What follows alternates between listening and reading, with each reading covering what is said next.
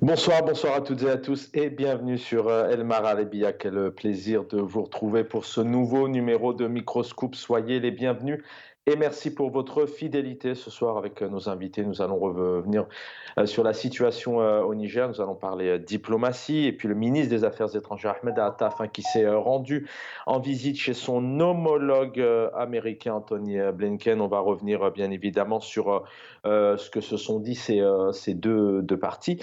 Ahmed Attaf et puis notamment Anthony Blinken, ils sont revenus notamment sur ce lien de coopération bilatérale. On va essayer de comprendre un peu quels sont les enjeux, quels sont les enjeux, quelle relation il y a entre l'Algérie et l'Amérique et pourquoi cette visite aussi, maintenant en pleine période de crise aussi, avec le Niger aux portes de l'Algérie, avec ses près de 1000 kilomètres de frontières. Certains sujets ont été évoqués, les hydrocarbures et surtout la sécurité, notamment, entre autres les échanges économiques importants se sont dit. Donc ces deux personnes voilà, ambitionnent de hisser le niveau de leurs échanges commerciaux un peu plus importants. Et puis on reviendra aussi sur leur vision par rapport à ce conflit autour du Niger, la convergence des positions des deux pays ainsi que leur démarche en vue de privilégier des solutions pacifiques à ces crises afin d'éviter à la région les risques notamment militaires. On va y revenir bien évidemment avec nos invités et puis on reviendra aussi sur la sortie d'Abdelaziz Rahabi, grand diplomate pendant plusieurs années, ministre du temps de Zerwal Chadli. Il a été longtemps ambassadeur un peu partout, notamment par exemple au Mexique à plusieurs mandats. La CEDEAO met l'Algérie au centre des effets collatéraux. On va essayer de comprendre effectivement ce que nous dit ici notamment Abdelaziz Rahabi, qui dit clairement que quelque part cette crise au Niger, eh bien, elle est tout simplement là voilà, pour affaiblir notamment les forces de l'ordre, affaiblir le pays, affaiblir l'armée. Voici un peu dans les grandes lignes. On va y revenir dans quelques instants avec nos invités que j'aurai le plaisir de vous présenter. Donc, dans un instant, voilà, donc il a été longtemps, je vous le disais, diplomate. On va essayer de comprendre aussi qui est-il, mais la crise au Niger et son impact sur l'Algérie et son armée vise l'affaiblissement de l'Algérie. Il a condamné la violation de l'ordre constitutionnel, aussi de coup d'État. Il parle aussi de coup d'État. Il rejoint ici Abdelmajid Tebboune qu'il a évoqué samedi soir. La multiplication d'intervenants internationaux et paradoxalement a réduit l'autorité des pouvoirs locaux en parlant de l'Algérie. Notamment une crise qui affecterait les intérêts stratégiques de l'Algérie, dit-il. On va y revenir on va y revenir dans le détail avec nous pour en parler. Tahar Sisri, bonsoir, militant politique, membre de Libérons l'Algérie. Bonsoir, cher Tahar Sisri, bienvenue. Bonsoir Chaban, bonsoir à tous les téléspectateurs et votre invité. Merci de m'avoir invité. Merci, il est avec nous aussi. C'est Hamid Lelou à Washington, analyste politique et vous êtes directeur de Reaching Independence True Social Washington. Bonsoir Hamid Lelou, merci d'être là. Bonsoir et merci pour l'invitation. Merci. Dans un premier temps, on va tout de même revenir un peu sur les déclarations d'Abdelaziz Rahabi, je le rappelle, donc, qui a été voilà, longtemps ministre de la Culture, de la Communication, longtemps ambassadeur. Il était dans le cadre de la campagne aussi en 99 du candidat à l'époque d'Abdelaziz Bouteflika. Puis derrière, voilà, il a rejoint, on va dire, le camp de l'opposition. On l'a même aperçu autour du Hirak. Il n'est pas le seul d'ailleurs, beaucoup, quelque part, on rejoint aussi le Hirak avant de retrouver aussi notamment leur lien direct avec le président actuel. Tahar al-Sisi, d'abord, on va parler de ces sorties, mais il y a un mot qui revient maintenant depuis plusieurs années. On a entendu samedi soir le président algérien à tous les niveaux, pénurie d'eau, pénurie d'électricité, des problèmes notamment de haricots, de lentilles, des feux aussi, des incendies, où il y a ce mot qui revient, oui, ça vous fait sourire, je vois. Vous allez nous dire pourquoi dans un instant. Il y a ce mot de Hissaba qui revient, et puis de complot. L'Algérie, c'est vraiment depuis des décennies, il y a une jeunesse, on est en 2023, un pays qui aspire au développement, mais à chaque fois, on a les complots qui reviennent. On va détailler bien évidemment ce que nous dit ici Abdelaziz Al-Harbi, mais ce complot, il existe en Algérie. C'est une stratégie de diversion. C'est pour manipuler les pensées du peuple, ne pas leur donner accès vraiment à ce qu'ils puissent penser à autre chose, se développer, s'intéresser au sujet réel. Comment vous voyez cette situation du complot en Algérie? Est-ce que l'Algérie est, est entourée de complots? D'abord, je rappelle qu'en Algérie, il n'y a pas une seule Saba, parce qu'ils essaient par tous les moyens de montrer les gens qui aujourd'hui se retrouvent en prison après en fait, les manifs de 2019. Donc, ils essaient de nous montrer un certain nombre de personnes et dire que la Saba est finie, la Saba est en prison. Donc, nous, on peut faire quelque chose qui va aider le peuple à sortir en fait, de ces difficultés. Mais la réalité, ce n'est pas ça, parce qu'en Algérie, il y a des Aïssabat. Et chaque Aïssaba est lié à un général. Aujourd'hui, on le voit très bien, hein, parce que Mohamed Qaïdi essaye par tous les moyens en fait, négocier avec les Américains. Donc, voilà pourquoi les Américains s'approchent de plus en plus du pouvoir totalitaire d'Alger, parce qu'ils ont un élément qui s'appelle Mohamed Qaïdi, qui travaille dans ce sens et qui travaille avec l'OTAN. Il y a également en fait Shengriha qui lui travaille avec la Russie, donc Bahana Djibbar qui travaille avec la France, Toufir qui travaille avec tout le monde, et Nezar qui travaille. Donc en réalité, ce sont fait, ce que vous êtes en train de nous dire quelque part, c'est que les personnes actuelles, des bras en fait de force de pays en fait étrangers et qui travaillent pour leurs intérêts et qui essaient par tous les moyens de détruire notre peuple, de le réduire à l'esclavage. C'est ça la réalité de l'Algérie. Donc il n'y a pas une seule Saba, mais il y a plusieurs Saba qui sous-traitent, qui font de la sous-traitance à des forces étrangères. Ils ont trahi en fait ils ont trahi le peuple, ils ont trahi la nation, ils ont trahi toutes les valeurs pour lesquelles nos révolutionnaires se sont battus. Donc, Tahar Sisri, ça veut dire à vous écouter, si je pousse un peu plus votre analyse en posant bien sûr la question, on entend le président de la République algérienne nous dire effectivement il y a des Hissaba, il y a des complots. On a encore entendu le chef d'état-major Saïd Chengrihad s'exprimer hier en disant nous sommes prêts face à ces complots, face à ces mains intérieures et étrangères. Mais vous êtes quoi? Vous êtes en train de nous dire que ces personnes-là aussi qui sont dans la gouvernance, qui dirigent le pays, font partie aussi de cet ennemi, sont ennemis eux-mêmes, font partie de cette Hissaba? Oui, effectivement, c'est le premier ennemi parce que quand l'armée, des éléments de l'armée, qui sont des généraux, se positionnent politiquement, donc ils divisent l'armée. Donc le fait de diviser l'armée, c'est quelque chose d'extrêmement dangereux. Et au lieu de se concentrer sur le travail de formation à l'intérieur des casernes, au lieu de se concentrer sur le renforcement en fait, de la sécurité intérieure et extérieure, eux, ils se concentrent en fait sur des choses politiques. D'ailleurs, on voit tout le temps la photo de Saïd Chengrihad dans les journaux, dans les médias, et un peu partout, hein, alors que si on fait une petite comparaison avec d'autres pays du monde, on ne voit pas en fait le chef d'état-major faire de la politique ou parler politique, tout simplement parce que le fait de parler politique, donc ça divise au sein de l'armée et même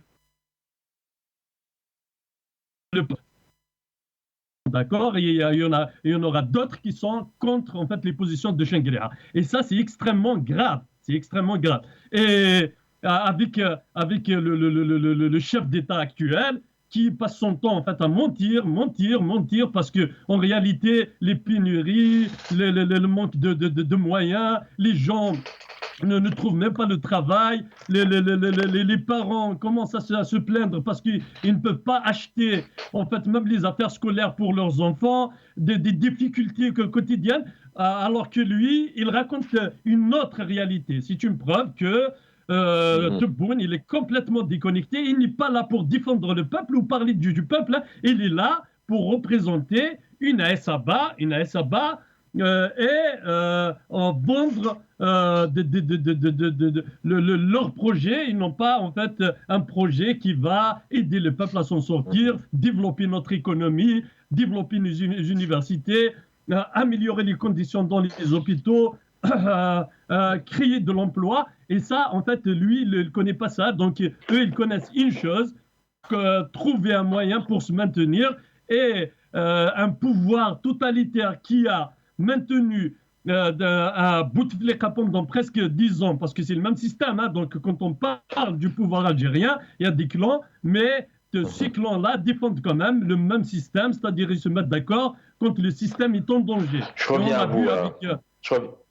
Avec Gaïd Salah,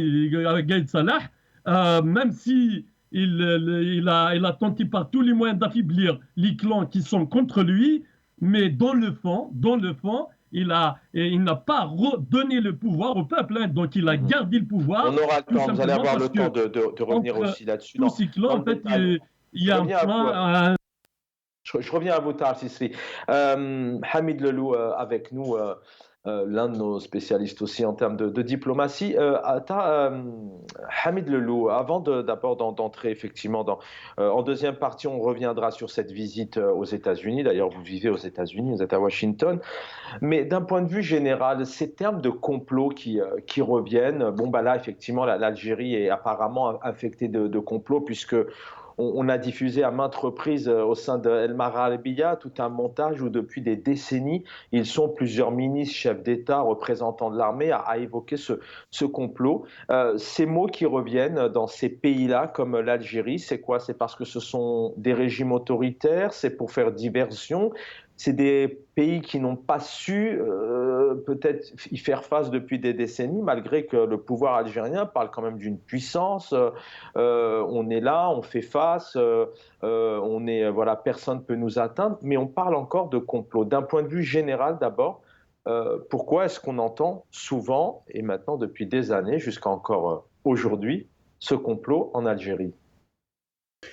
Alors, à mon avis, les deux théories sont valables. Complot et réalité.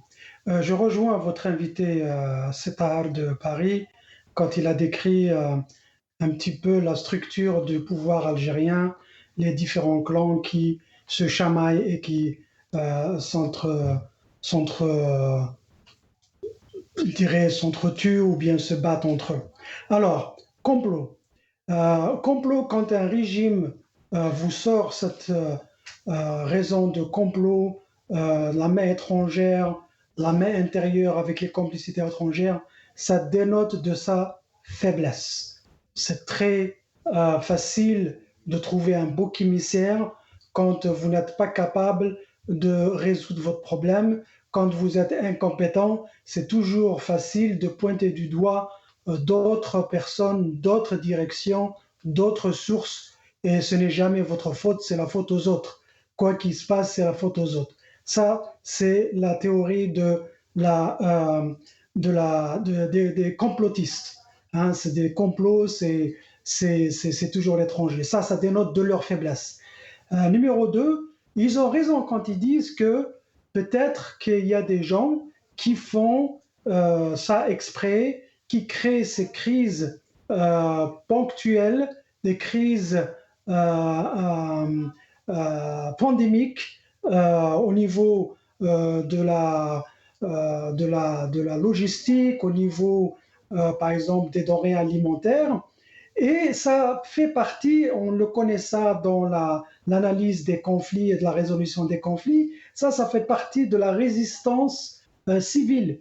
Il y a des gens à l'intérieur du pays, même à l'intérieur du système, qui se battent contre ce système en créant ces crises économiques. Parce qu'on ne peut pas dire que c'est le gouvernement qui le fait exprès.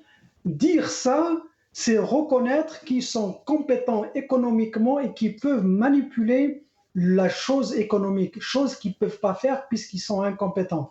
Pourquoi ils sont incompétents? Ce n'est pas les techniciens qui sont sur place qui sont incompétents, c'est le centre de décision politique et économique qui sont incompétents. et qui impose ses politiques et qui impose ses décisions aux experts qui font tant bien que mal pour limiter les dégâts. Donc, en résumé, les deux théories sont vraies. D'un côté, c'est le complot, et c'est facile pour eux de dire c'est le complot, et de l'autre côté, effectivement, c'est dû à leur incompétence qu'ils n'arrivent pas à gérer ces problèmes. Merci Hamidou pour ces points de vue. Taj, si on va rentrer maintenant un petit peu dans l'actualité concrète, Abdelaziz Rahabi qui a été, bon moi je pense que vous connaissez aussi son parcours, son pédigré, qui aujourd'hui donc fait une sortie, qui fait un édito notamment qui a été diffusé dans plusieurs presses. Voilà, il aborde ces risques d'une intervention militaire étrangère au Niger, notamment sur l'Algérie. Pour lui, une telle option par exemple affecterait les intérêts stratégiques de l'Algérie. Il dit clairement que la multiplication des foyers de tension autour de l'Algérie ne peut procéder qu'une stratégie délibérée, notamment pour affaiblir son armée. Comment vous réagissez à cette analyse aujourd'hui du Burkina Faso, en passant par le Mali, en passant par la Libye, le Niger, tout ça, ce sont des complots, c'est délibérément créé délibérément pour nuire à l'armée, pour nuire au pays? En réalité, les pays que j'appelle moi pays forts, parce qu'ils utilisent la force pour arracher en fait, ou organiser le pillage des pays faibles. Donc ces pays en fait ont des intérêts à défendre. Et en Niger, la France effectivement a des intérêts parce que la France achète plus de 17% en fait de son uranium en fait au Niger. Donc c'est normal, hein, ils vont défendre leurs intérêts. Ils l'achètent à un prix très très bas, c'est-à-dire 25 000 francs CFA le kilo, alors que sur le marché ils se vendent à 131 000 en fait francs CFA. Donc c'est normal, la France défend ses intérêts. Il y a des entreprises françaises qui travaillent au Niger. Donc par contre, inventer un ennemi extérieur pour faire peur ou pour rassembler le peuple derrière un pouvoir qui tue ce peuple-là, parce qu'il y a quelques jours, ils ont assassiné Haytham Djebari, des policiers l'ont assassiné. Il y a un autre jeune, c'est un berger, assassiné par des gendarmes. Donc, au contraire, le pouvoir essaye par tous les moyens, et il utilise toutes les méthodes pour terroriser le peuple, pour le dominer, pour l'écraser. Par contre, dans Mais à la fois, vous nous dites pour préparer l'Algérie pour pouvoir affronter. Le message derrière ça, c'est que justement, c'est quoi? C'est de faire peur, faire diversion, ou alors c'est plutôt selon un peu, pour poursuivre un peu votre analyse, c'est quoi? C'est un pouvoir qui tente effectivement de réunir, voilà, de demander de la compassion, si un peu je puis me permettre le terme, au peuple algérien, de retrouver un peu plus de légitimité. On connaît le degré, hein, le niveau de légitimité aujourd'hui qu'il y a derrière le pouvoir algérien. Justement, ils essaient de montrer qu'ils sont là pour assurer la sécurité des Algériens, pour créer un front interne. Voilà, ils vont dire, voilà, il y a un danger extérieur, il y a un ennemi extérieur qui s'approche de plus en plus de l'Algérie. Donc, faites attention, on doit tous s'unir autour de qui? Autour de Chenguereha, autour de Tebboune, autour d'un pouvoir totalitaire.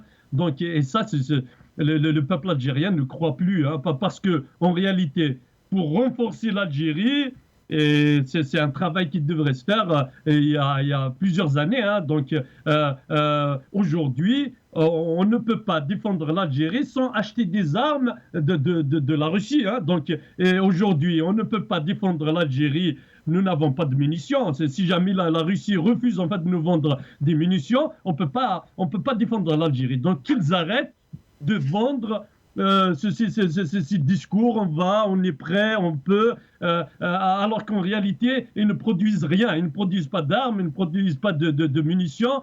Et en même temps, ils n'ont pas préparé l'Algérie, tout simplement parce qu'il n'y a pas d'autosuffisance alimentaire. Donc, si demain la France n'accepte plus de nous vendre en fait le blé, les Algériens vont mourir en fait de faim, tout simplement parce que le pouvoir n'a rien préparé. L'Algérie aujourd'hui en danger à cause de ce pouvoir justement. Donc, après au Niger, certes, nous, on est contre en fait cette stratégie des États-Unis et de l'Europe qui tente de déplacer une guerre qui se produit actuellement en Europe quelque part ailleurs, en Afrique, tout simplement parce qu'ils n'arrivent plus à résoudre en fait un problème qui est très très complexe avec la Russie sur un territoire européen, donc ils veulent déplacer ce problème. Donc nous, on a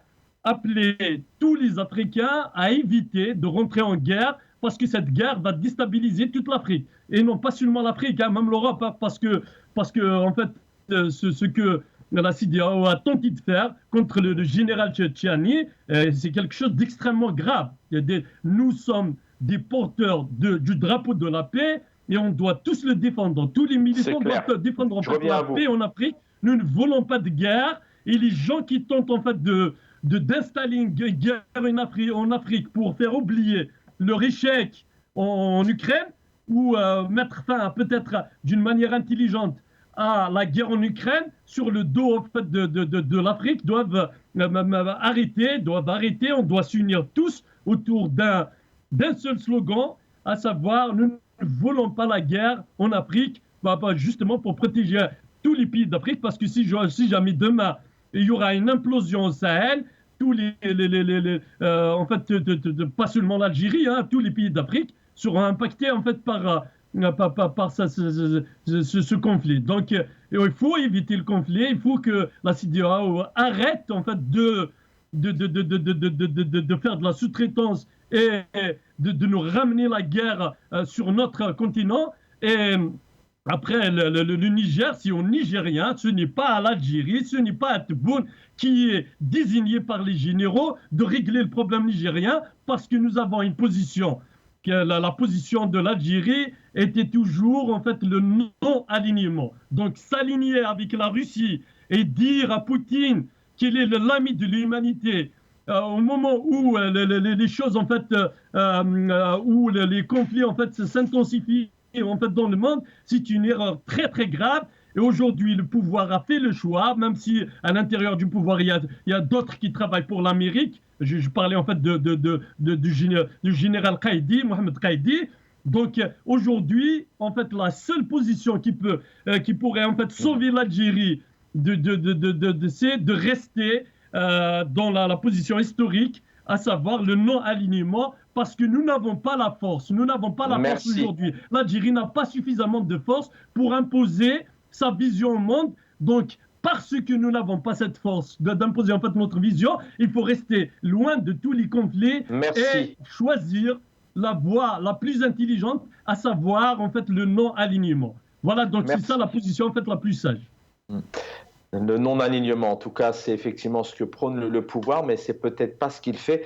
Hamid Lelou, il y a plusieurs justement. Voilà, aujourd'hui, avec vous, on va essayer. Vous allez prendre aussi le temps de parole, bien sûr, comprendre la position aussi de l'Algérie au Niger, avec le Niger. Il y a aussi le Nigeria derrière, hein, des relations quand même aussi importantes. Alors, juste pour les téléspectateurs, il y a la CEDEAO, hein, qui est la communauté économique des Afriques de l'Ouest, donc qui s'est réunie aujourd'hui, qui a défini que l'organisation a toutefois indiqué qu'elle privilégiait une résolution pacifique de la crise et qu'aucune option tout de même qui permettrait de parvenir à ce résultat n'avait été écartée. Le président du Nigeria, Bola Tinubu, a souligné qu'aucune option, je vous le disais, n'avait été écartée pour assurer le retour rapide à l'ordre constitutionnel. Alors, Hamid Lelou, Abdelaziz Rahabi, donc dit clairement que cette crise est un complot pour affaiblir l'armée d'Algérie. Donc ça, c'est dans les grandes lignes. Vous pouvez retrouver bien évidemment toutes ces sorties sur les réseaux, chez nos confrères. Mais alors, d'un point de vue général, est-ce que c'est un complot, Hamid Lalou, c'est un complot contre l'Algérie? Est-ce que l'Algérie a la bonne position aujourd'hui? Comme vient de le souligner peut-être Taha Sisli, est-ce que c'est une crise aujourd'hui qui est volontairement mise en place, on va dire créée pour faire déplacer cette crise que vit notamment l'Europe et l'Occident? Voilà, avoir maintenant un peu votre point de vue sur ces différents points. Merci. Alors, en ce qui concerne, d'abord, commençons, il y a plusieurs questions à la fois, il y a au moins 4 ou 5 questions. Rahabi, vous l'avez présenté comme ancien ambassadeur, ancien diplomate, ministre et tout ça. Vous avez oublié de dire que c'est un intrus du Hirak. Alors, je l'ai dit, j'ai dit qu'il avait fait à un moment donné, il s'est retrouvé un peu avec le Hirak, il n'est pas le seul, il est ressorti, enfin, voilà. Oui, c'est un intrus, c'est un intrus. Pourquoi un intrus? Je regrette la naïveté de certains leaders du mouvement de résistance à l'époque qui ont accepté de s'asseoir autour de la même table. Al-Habib, c'est un enfant du pouvoir, c'est comme Hamrouche, c'est comme tous les autres, ils font semblant, c'est les loups qui s'habillent en agneau, avec l'habit de l'agneau quand ça les arrange. Enfin bref, ça c'est ce qui concerne son CV. Maintenant, quand il dit que l'intervention ou la supposée intervention de la CEDEAO a des effets collatéraux, oui, ça c'est vrai. Une intervention, qu'elle soit de la CEDEAO ou d'ailleurs, a toujours des effets collatéraux ou des effets non attendus sur d'autres pays. La CEDEAO, pour rappel, comme vous l'avez dit, c'est l'Organisation économique de l'Afrique de l'Ouest, qui est une organisation assez importante. Économiquement, ils sont très solides, ils font beaucoup de choses entre eux. L'axe le plus important, on ne le dit pas souvent, c'est l'axe Nigeria-Sénégal. C'est les deux pays les plus importants de la CEDEAO. C'est comme la France et l'Allemagne pour l'Europe. Et ben pour la CEDEAO, c'est le Sénégal et le Nigeria. Troisièmement, la CEDEAO a du mal à se faire ou à se former au niveau militaire. D'ailleurs, il y a eu même une autre initiative qu'on appelle le G5 qui était initiée par la France, où il y avait le Burkina Faso, le Tchad, le Mali, le Niger, la Mauritanie et le Sénégal. Il y avait 5 pays pour un petit peu avoir des bataillons sur plusieurs frontières pour faire face au terrorisme international.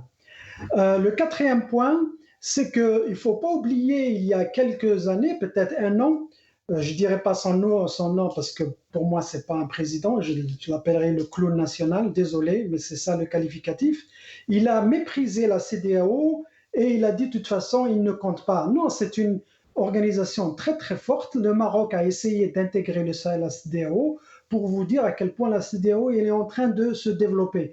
Ils ne sont pas encore prêts, ils ne peuvent pas faire ce qu'il faut, surtout militairement, parce que du point de vue opérationnel et tactique, le terrain il est difficile, ça demande beaucoup de moyens. Même les Français, rappelez-vous, l'opération de Berkane n'était pas à 100% française. Les gens parlent de la France, mais en fait, le support logistique et aérien était américain, les hélicoptères, les avions, les drones, etc. Et d'ailleurs, ça continue. Et on parlera du Niger, quand on parlera plus du Niger, il y a une remarque que je vais lancer tout de suite. Les sorties populaires, entre guillemets, mais qui sont appuyées par la junte militaire, ont fait référence au soutien russe contre les Français, mais rien n'a été dit sur les Américains. Il n'y a pas eu une banderole qui disait « ah bah les Américains », alors que les Américains ont 1500 hommes sur place. Ils ont l'une des plus grandes bases de drones dans la région, à Arlit et à Agadez. Donc, c'est quelque chose de très important.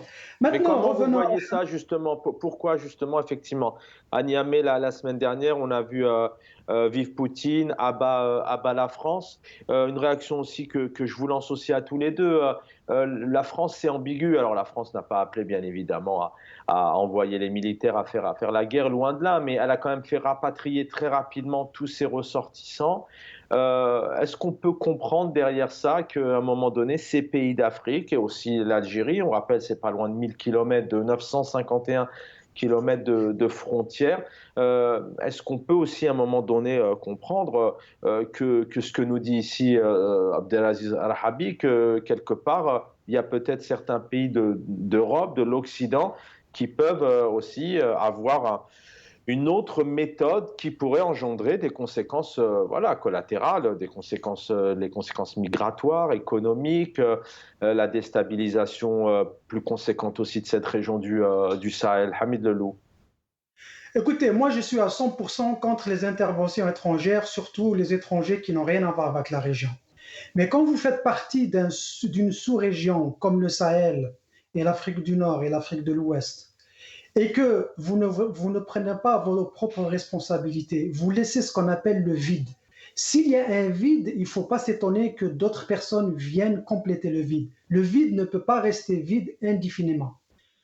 Je vais surprendre beaucoup d'Algériens, y compris votre invité, mais moi, je dis que si on avait un régime légitime en algérien, un régime fort économiquement, politiquement et militairement, il devrait prendre des initiatives dans la région. Pourquoi? Parce que le monde a changé. Ce n'est plus avant un monde bipolaire pro-soviète et pro-américain. Maintenant, c'est des sous-régions, c'est des blocs qui se forment. Et à ce moment-là, le meilleur moyen de se protéger, la meilleure défense, c'est l'attaque. Par conséquent, il faut prévenir ces problèmes. Vous ne pouvez pas dire, si l'Algérie était un pays respectable et respecté, avec un régime euh, fiable, un régime légitime et fort, il serait parti de l'avant pour protéger les arrières. Comment faire comme ça? C'est accélérer une coopération avec les pays limitrophes dans le cadre politique, économique, développemental, militaire, sécuritaire, et faire tout ça avec les pays pour que les problèmes n'arrivent pas chez vous. C'est de la prévention. Hein? Alors, une minute, je voudrais redonner la parole à Tahar Sisri derrière. Une minute, est-ce que l'Algérie aujourd'hui, la diplomatie algérienne, la puissance algérienne, parce que Abdelmadjid Tebboune, président algérien, son chef d'état-major, on parle énormément de puissance. On entendait encore le chef d'état-major, si on a 2 minutes, tout à l'heure, on l'écoutera. Mais voilà, on en parle de cette puissance. On est prêt, c'est tout de même, je le disais en ouverture d'émission, c'est un pays qui perpétuellement donc, doit faire face aux mains étrangères, aux mains intérieures. Est-ce que réellement, une minute et on va donner la parole à Ahmed Lelou, à Tahar Sisri, mais est-ce que le pouvoir algérien, sa diplomatie, a les capacités aujourd'hui en termes de force vraiment de faire face, et même en termes de diplomatie, est-ce qu'elle fait les bons choix? Elle était en Russie pendant qu'il y a cette crise qui se déclarait, enfin le chef d'état-major. Là actuellement, on va en parler juste derrière, ça se passe en Amérique. Hamid Lelou. Là, moi, j'ai toujours dit et redit plusieurs fois, le régime algérien actuel n'a pas les moyens de sa politique, particulièrement de sa politique étrangère. Il parle, mais il ne peut pas faire. Il aimerait faire, mais il ne peut pas faire. Il critique l'intervention en Syrie, mais il ne peut rien faire. Il critique l'intervention en Libye, mais il ne peut rien faire. Il critique l'intervention au Mali, il ne peut rien faire. Il critique l'intervention au Niger, maintenant, il ne peut rien faire. C'est ça le problème du régime. Le mal, c'est que ils parlent beaucoup, mais ils n'ont pas les moyens de leur politique. Maintenant, les mouvements qui se sont faits, rappelez-vous, j'ai dit que la visite de la Chine, de la Russie, est un prélude pour la visite de Paris. D'ailleurs, elle va se faire. Pourquoi? Parce qu'au sein du régime, je ne vais pas répéter la présentation de votre invité Tahar, il y a plusieurs clans en Algérie. Il y a le clan de Paris, le clan de la Russie et la Chine, et celui de Paris, maintenant, il arrive pour approcher Paris avec soi-disant des cartes plus fortes, disons qu'on a des choses avec les Chinois et les Russes, maintenant on vient négocier avec les Français. Mais on parlera de ça, il y a autre chose derrière ça, il y a autre chose. Maintenant, la visite de Washington, Alors, on y vient C'était juste derrière. Gardez vos éléments, on y vient juste derrière. On va laisser réagir Tahar Sisné un peu sur ce qu'on vient les différents points on vient d'évoquer. Tahar Sisné. Donc, juste pour parler en fait par exemple, je vais prendre en fait un membre qui est influent de la CEDEAO. Je ne sais pas comment ils peuvent demander en fait le retour à l'ordre constitutionnel, le Sénégal par exemple, alors que au jour d'aujourd'hui, Ousmane Sonko est en prison, tout simplement parce que Ousmane Sonko arrive à mobiliser, c'est un opposant, est capable en fait de gagner les prochaines élections, donc ils l'ont mis en prison et même son avocat Juan Franco est en prison tout simplement parce que le pouvoir totalitaire du Sénégal essaye par tous les moyens de laminer en fait l'opposition. Comment on peut demander à d'autres pays en fait de respecter l'ordre constitutionnel alors que l'ordre constitutionnel n'est même pas respecté au Sénégal. Donc c'est problématique. Hein, donc je Et pourrais même développer en l'Algérie, fait. ça vous. J'allais vous demander ça, j'allais vous poser cette question, mais comme on y est, on fait une parenthèse. Ça vous surprend? Bon, là, c'est Abdelaziz Rahabi qui rejoint le président algérien, mais quand Abdelmadjid Tebboune parle de l'ordre constitutionnel, dénonce ce coup d'État, on sait tout de même qu'en Algérie, voilà, dès que le pouvoir a souhaité se maintenir, il y a des changements dans la Constitution. Des coups d'État, il y en a eu un en 62 avec le gouvernement provisoire, et puis il y a eu ces élections, cet arrêt du processus, notamment démocratique en 90. Et puis le Hirak aussi, quelque part, il a subi un coup d'État. Ça vous fait sourire? Est-ce que le pouvoir algérien est crédible quand il fait passer ces messages-là au monde entier?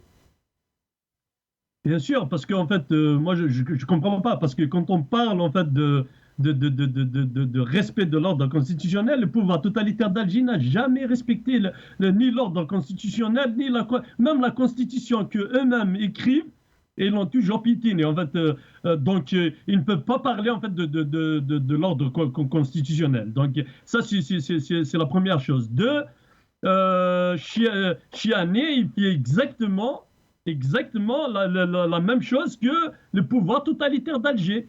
Donc il a fait le choix de placer en fait un général en fait comme premier responsable en fait en Niger pour satisfaire les intérêts des Américains. Donc il a fait le choix en fait de tenter en fait de satisfaire les Américains, les Russes, en cherchant en fait un certain équilibre. Donc, c'est ce que fait le pouvoir totalitaire d'Alger. Hein. Donc, ils ont visité la Russie, la Chine, et ils vont faire la même chose. Ils vont visiter la France, ils vont envoyer les éléments qui sont plus proches de la France. Donc, je pense que la logique utilisée par le pouvoir totalitaire d'Alger et Chiani, c'est exactement la même. Donc, on ne peut pas parler en fait de l'ordre constitutionnel alors que eux, ils passent leur temps à faire des coups d'État, pas un seul coup d'État, à toutes les élections, ce que eux appellent les élections, en fait, ou les carnavals, où ils remplissent les urnes pour imposer leurs marionnettes, ce sont tous en fait des coups d'État contre le peuple. Des coups d'État contre le peuple, même par la violence. En 92, ils ont assassiné 250 000 morts, personnes en fait pour se maintenir au pouvoir. En 2001, ils ont assassiné 128 jeunes militants pour se maintenir au pouvoir. Ils ont assassiné Fakhar à l'intérieur de la prison en 2019, Tamalt en 2016, Hakim Debazi en 2019, Haïtem Djebari et d'autres. Le pouvoir totalitaire d'Alger ne peut pas parler ni de la démocratie, ni de l'ordre constitutionnel parce que lui, il passe son temps à violenter le peuple et même les feux de forêt, c'est des feux pour punir un peuple révolutionnaire. Et les gens doivent le savoir. Comment on peut déclencher 140 incendies entre le 23 et le 25 le 25 juillet. Donc, ça montre qu'il y a une volonté de punir parce il y avait des étapes, hein, il y avait des étapes de répression. La première étape, c'est d'emprisonner les militants. La deuxième étape, c'est de les écraser en utilisant une justice de téléphone. La troisième étape, c'est de brûler vivants. En 2021, ils ont brûlé vivants à Tizi Ouzou, et d'autres régions d'Algérie. En 2022, Tarof, Soukaras, et en 2023, Djidjel, Blida et surtout Bijaya, où ils ont brûlé en fait des Algériens vivants. C'est ça en fait les méthodes utilisées par le pouvoir totalitaire d'Alger, les représailles. Ils prennent le temps pour préparer en fait quelque chose contre le peuple, pour le terroriser, Merci, pour le punir. Donc je pense que c'est les méthodes qui ont été toujours utilisées par le pouvoir totalitaire d'Alger. Je reviens à vous, et puis tout ce que vous évoquez, effectivement, de toutes ces disparitions de Boudiaf à Massinissa, en passant par Mahatoub, ou encore cette décennie rouge. Malheureusement, ce qu'il y a, c'est qu'il n'y a pas d'enquête, et effectivement, donc justice n'est pas faite, donc effectivement, on ne sait pas, voilà, on n'a pas les éléments, et ça, c'est vrai que dans un pays où le peuple, je rappelle vraiment ce que souhaite le peuple, c'est la justice. Messieurs, il nous reste 10 minutes. Je voudrais juste que Hamid Lelou, voilà, avoir un peu vos éléments sur cette visite à Washington, bon, qu'elle y est certainement peut-être avec le Niger. Est-ce qu'il y a des enjeux importants, voilà, avec l'Algérie, entre les États-Unis et l'Algérie, avoir un peu, voilà, une analyse un peu globale de votre part? Cette visite, souvenez-vous, on avait une émission avant le départ, avant la visite de Pékin, je pense. Et ils avaient annoncé, c'était les Américains plutôt qui avaient invité Attaf à venir le plus tôt possible. Ce n'était pas une invitation, c'est une commande. Un request. Donc, ce n'est pas une invitation. Il ne faut pas utiliser le mot invité. Ce qu'il faut savoir, c'est que la politique américaine en Algérie est basée sur 3 points. Alors, le premier, c'est améliorer la capacité de la sécurité intérieure de l'Algérie et promouvoir la coopération régionale pour combattre l'instabilité et les défis russes et chinois dans la région. Ça, c'est un. Le deuxième but des Américains en Algérie, c'est encourager l'Algérie à adopter des réformes transparentes pour promouvoir une économie diversifier, encourager le progrès et la croissance, et faciliter aussi les exportations américaines et les échanges économiques et le business avec les États-Unis. Et troisièmement, finalement, c'est renforcer les relations avec la société civile pour construire ce qu'ils disent les valeurs des droits de l'homme, etc., et le processus de la bonne gouvernance. C'est ça c'est les 3 objectifs importants des Américains en Algérie. Maintenant, le discours officiel et la réalité, ce sont 2 choses différentes. Un ministre des Affaires étrangères américain qui reçoit un invité sur le portillon du State Department, c'est tout à fait normal qu'il use du langage diplomatique, de la relation favorable et encourageante entre l'Algérie et les États-Unis, mais la réalité, la méfiance entre les deux est très très très grande.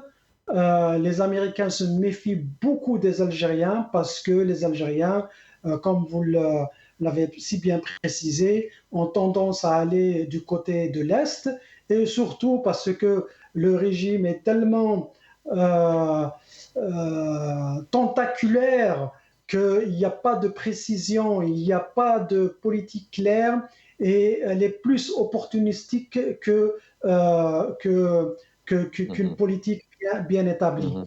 Justement, pour étayer un peu ce que vous dites là, dans cette dynamique, dans cet environnement un peu où ça a énormément bougé ces derniers mois en termes de diplomatie, d'abord à l'international, puisqu'il y a eu cette crise géostratégique avec l'Ukraine. Alger n'a pas été le seul à recevoir, etc. Mais voilà, est-ce qu'on pourrait avoir avec vous un aperçu général est-ce que c'est bon, la question elle est un peu simpliste, désolé, mais est-ce que c'est bon pour Alger aujourd'hui d'aller à la rencontre des États-Unis pour des perspectives à venir? Est-ce que vraiment il y a un intérêt précis pour Alger?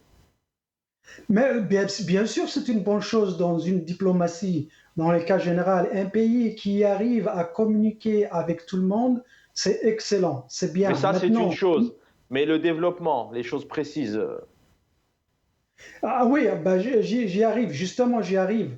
Là, on parle du fond et de la forme.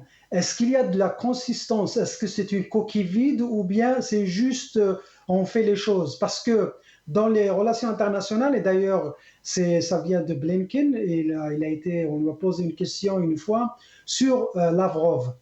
Alors on lui a dit, est-ce que vous négociez bien avec Lavrov? Il dit, avec Lavrov, je ne négocie pas, je discute. Alors ils lui disent que c'est quoi la différence entre discuter et négocier? Ben, discuter, il dit c'est pour la forme, et négocier, on négocie avec les gens qui ont un pouvoir de décision. Quelqu'un comme ici Lavrov, ministre des Affaires étrangères russe, n'a pas le pouvoir de décider. Alors Attaf et son clown national, il discute avec eux, mais il ne négocie pas. Il négocie avec les responsables sécuritaires. Et c'est pour ça qu'il y a beaucoup de responsables sécuritaires algériens qui viennent ici à Washington, et c'est là où il y a les décisions stratégiques qui sont prises au niveau des relations d'échange de l'information, de la sécurité au niveau du Sahel. Là, il y a une coopération assez accrue et assez importante entre l'Algérie et les États-Unis, mais ça n'a rien de politique, ça n'a rien encore loin de l'économie, parce que la structure économique algérienne et les lois financières, surtout en Algérie, ne sont pas adaptées au business international, en particulier avec les Américains. Donc oui, il parle avec tout le monde, mais est-ce qu'il parle juste pour la forme, pour dire qu'il parle, ou bien il se passe des choses? Pour le moment, la seule chose qui soit importante et qui se fasse concrètement sur le terrain entre l'Algérie et les États-Unis, c'est la sécurité. Plus important encore, l'échange dans la sécurité se fait dans les deux sens, et surtout, il y a une présence américaine de plus en plus importante dans la région, même dans le sud algérien, on ne le dit pas. Moi, ce n'est pas une information, mais je pense que c'est réel.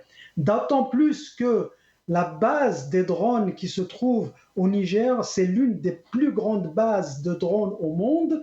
Et si les Américains mettent autant de moyens logistiques et des moyens militaires dans le sud, en limitrophe à l'Algérie, c'est pour sillonner le ciel libyen, tchadien, malien, algérien, nigérien, burkinabé.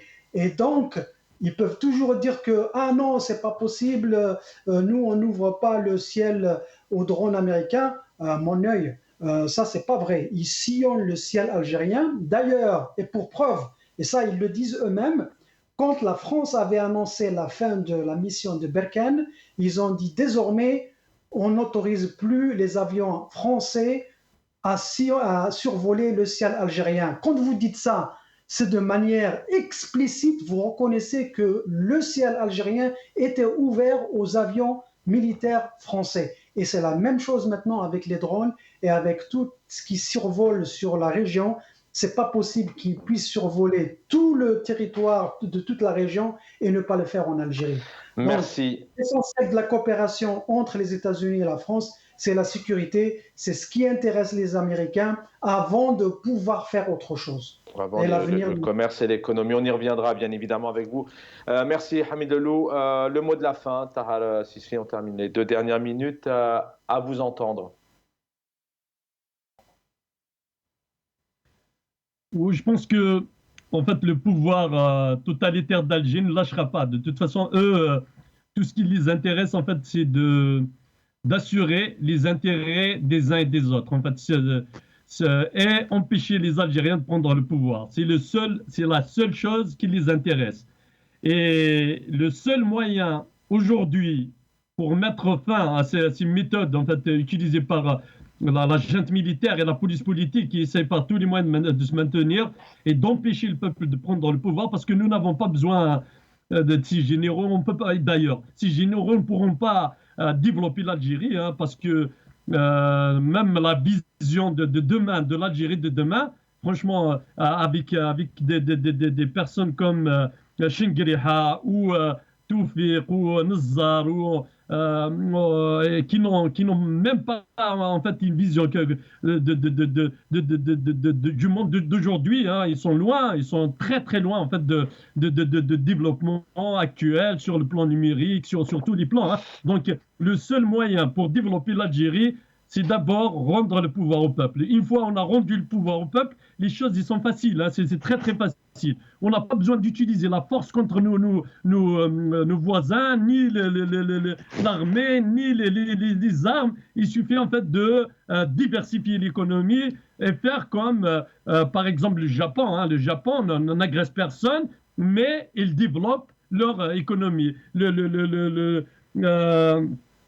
Corée du Sud, et voilà, donc ils ont réussi à développer leur pays sans agresser personne.